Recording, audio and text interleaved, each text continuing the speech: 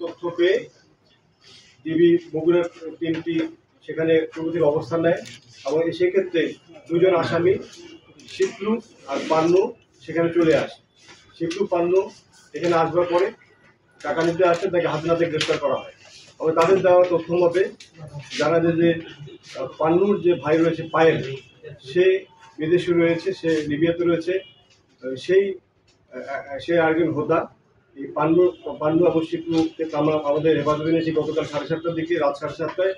তাদের দেওয়া তথ্য মতে তারা অতিরিক্ত অর্থ আদায়ের জন্য এখানে আসে এবং এই পাপ্পু খন্দকারকে ছেড়ে দেওয়া হবে এই মর্মে এই চুক্তিতে, এই শর্তের ভিত্তিতে তারা এখানে আসে এবং তাদেরকে জিজ্ঞাসাবাদ করে আমরা বেশ কিছু নাম পেয়েছি এবং তদন্তে আমরা শফাত মণ্ডলের নাম পেয়েছি।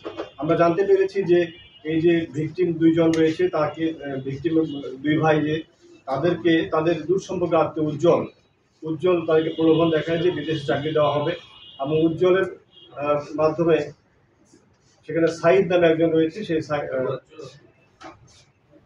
সাব্বির রয়েছে। সাব্বির মূলত লিবিয়াতে থাকে।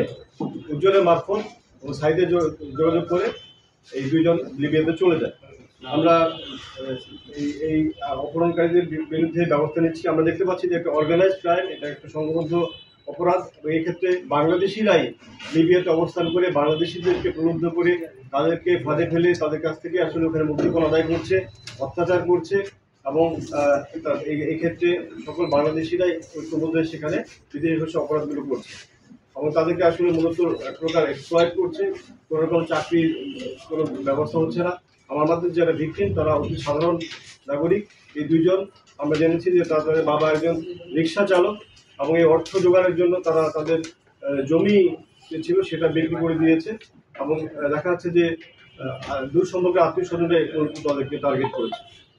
ডিবি টিমটি যথেষ্ট কৌশল অবলম্বন করে ওই যারা ভিকটিম রয়েছে লিবিয়াতে তাদের সাথে যোগাযোগ করেছে এবং তাদেরকে পরামর্শ দিয়েছে। সেই পরামর্শ অনুযায়ী তারা ধৈর্য ধারণ করেছে এবং এদিকে তারা ডিবি টিম শক্ত অবস্থান নিয়ে পুরোপুরি আসামিকে গ্রেপ্তার করেছে এবং ইতিমধ্যে পাপ্পু খন্দকারকে রিলিজ করে দেওয়া হয়েছে। অর্থাৎ আসামিরা ওই যেখানে লিবিয়াতে তাকে আটক করে রেখেছিল পাপ্পু খন্দকারকে, তাকে পাপ্পুকে ছেড়ে দিয়েছে। বগুড়া ডিবি টিমের আমাদের পুলিশ সুপার স্যার এবং বগুড়া ডিবি টিমের কাজকর্মের মাধ্যমে এই পাপ্পু খন্দকারকে এই মুহূর্তে মুক্ত করা সম্ভব হয়েছে। সে অপহরণকারীদের হাত থেকে মুক্ত হয়েছে এবং সে নিরাপদ স্থানে রয়েছে।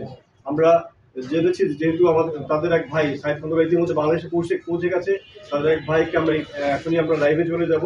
সে জানাবে সে কি অবস্থায় আছে, তাকে উদ্ধার করা হয়েছে ভিকটিমদের হাত থেকে, সেটা আমরা দেখতে পাবো, জানতে পারবো।